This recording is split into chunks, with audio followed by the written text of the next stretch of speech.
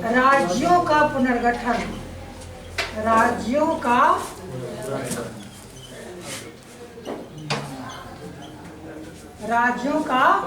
पुनर्गठन। पुनर्गठन का मतलब होता है कि फिर से गठन करना, है ना, राज्यों का पुनर्गठन। अब देखो कि भारत में 1947 ईस्वी से जब आजाद हुआ तो आजादी के समय भारत में 4 प्रकार के राज्य थे। कितने प्रकार के? 4 प्रकार के राज्य थे। वो 4 प्रकार के राज्य कौन कौन हैं? तो सबसे पहले आपको कहेंगे ब्रिटिश प्रांत। कौन थे? ब्रिटिश प्रांत थे। दूसरा जो था वो देसी रियासत था। कौन सा? देसी रियासत। और तीसरा जो था चीफ कमिश्नरी क्षेत्र था।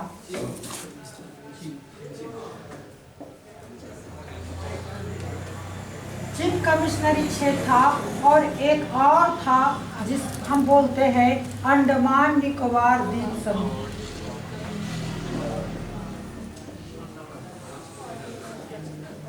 क्या कहेंगे?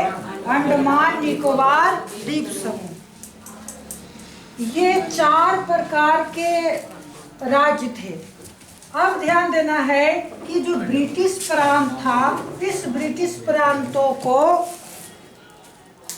अंग्रेजों के द्वारा या संविधान जो भारत में स्वतंत्रता अधिनियम लागू हुआ था उसके तहत इसको भारत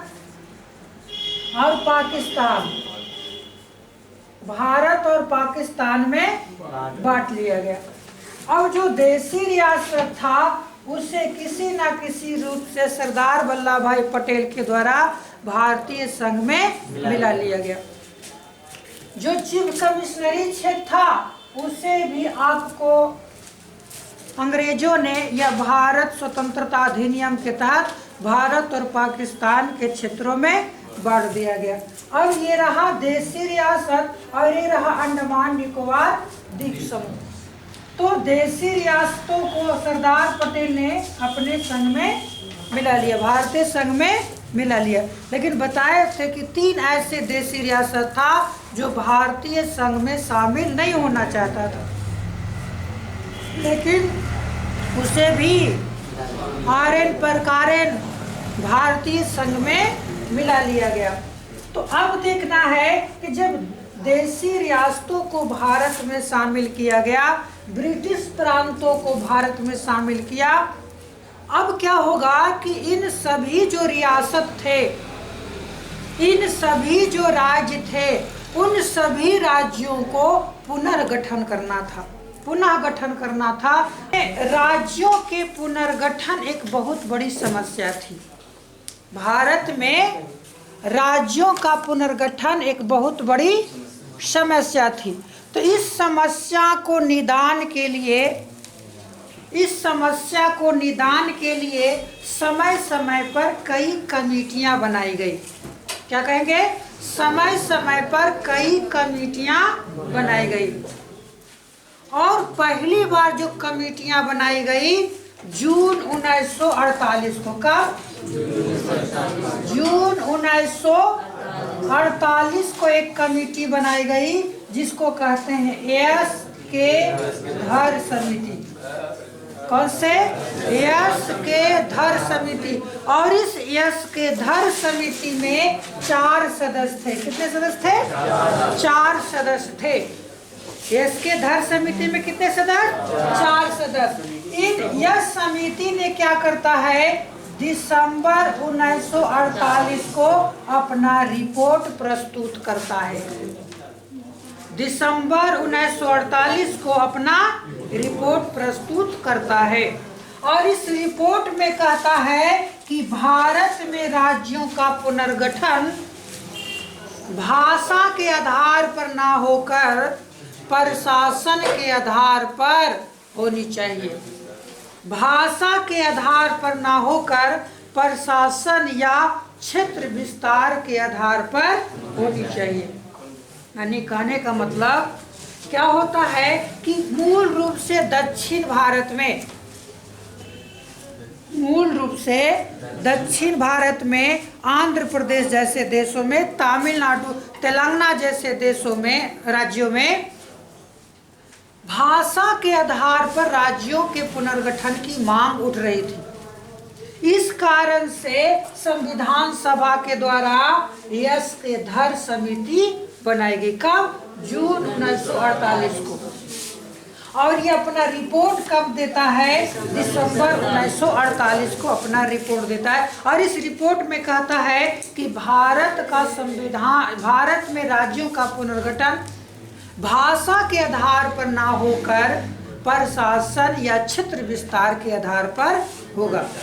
लेकिन भाषा के आधार पर राज्यों के मांग करने वाले लोग में असंतोष फैल गया। उन लोगों ने और तेजी से भाषा के आधार पर राज्यों के पुनर्गठन की मांग करने लगे। इसके बाद क्या होता है? एक कमेटी बनती है जिसका नाम था JVP कमेटी। कहेंगे 1948 ईस्वी में ही। कब? 1948 ईस्वी में ही एक कमेटी बनती है जिसको कहते हैं JVP कमेटी। 1948 ईस्वी में ही एक कमेटी बनती है जिसको कहते हैं JVP कमेटी। इसमें 3 सदस्य होते हैं, जवाहरलाल नेहरू, JL नेहरू, दूसरा थे पिताजी सितार मैया या सरदार वल्लभ भाई पटेल, या पटेल कहो, सरदार पटेल, सरदार पटेल, सरदार पटेल। और तीसरा था पिताजी सितार मैया।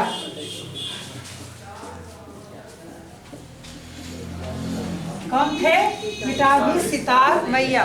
और इसके अध्यक्ष थे पिताजी सितार मैया। अध्यक्ष कौन थे? पिताजी सितार मैया।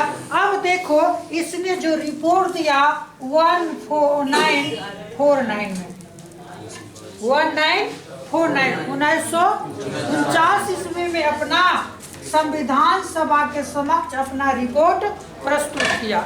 जब इसने अपना रिपोर्ट प्रस्तुत किया तो इसने भी यस के धर समिति जो रिपोर्ट दिया था उसी रिपोर्ट को इसने क्या किया? दोहरा दिया।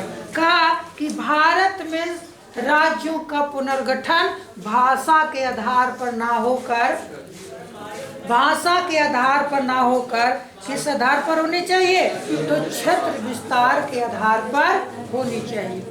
क्षेत्र विस्तार के आधार पर होनी चाहिए। अब देखो क्या होता है कि आंध्र प्रदेश में एक कांग्रेस कार्यकर्ता का नाम है श्री राम लुल्लू। आंध्र प्रदेश में कार्यकर्ता थे। कहाँ? आंध्र प्रदेश में। ध्यान देना है, आंध्र प्रदेश में। आंध्र प्रदेश में एक कांग्रेस के कार्यकर्ता होते हैं जिसका नाम था श्री राम लुल्लू। श्री राम लुल्लू, 3 गोला, कहीं उल्लू भी आ सकता है, ठीक ना? श्री राम लुल्लू जो कांग्रेस कार्यकर्ता थे, उन्होंने अनशन पर बैठ गए। क्या हुआ? अनशन पर बैठ गए, जिसके 56 दिन के अनशन के कारण इनकी मृत्यु हो गई। 56 दिन तक इन्होंने अनशन किया और अनशन के कारण उनकी मृत्यु हो गई। अब आंध्र प्रदेश में जनता भड़क गई। आंध्र प्रदेश में जनता भड़क गई। इस कारण से उस समय के तत्कालिक प्रधानमंत्री जवाहरलाल नेहरू ने अक्टूबर 1953 को, क्या कहेंगे? अक्टूबर 1953 ईस्वी को भाषाई आधार पर आंध्र प्रदेश को एक नए राज्य का दर्जा दे दिया। तो क्वेश्चन आता है कि भाषाई आधार पर पुनर्गठन होने वाला पहला राज्य कौन था? आंध्र प्रदेश। इसके बाद क्या होता है कि भारत में भाषा के आधार पर और क्षेत्र विस्तार के आधार पर राज्यों के पुनर्गठन को देखने के लिए अब 1953 ईस्वी में। कब? 1953 ईस्वी में एक पुनः कमेटी बनती है जिसको कहते हैं राज्य पुनर्गठन आयोग। ध्यान देना है कि अब यहाँ पर 1853 ईस्वी में, कब कहेंगे? 1800, और ये अगर डेट की बात करेंगे दिसंबर 1853 ईस्वी को एक आयोग बनी जिसको बोलते हैं राज्य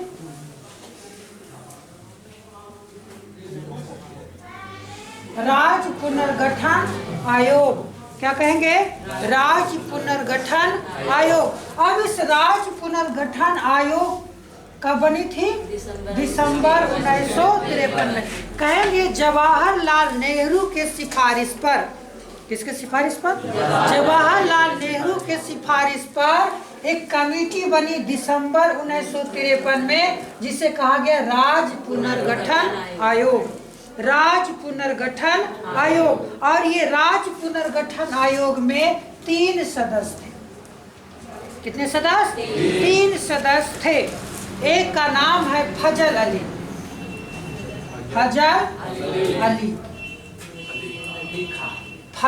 अली। दूसरा नाम था के.एम. पनिक्कर।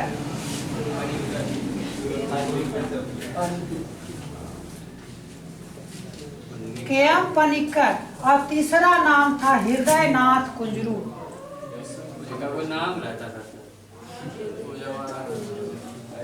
हृदयनाथ कुंजरू। क्या नाम था? हृदयनाथ कुंजरू।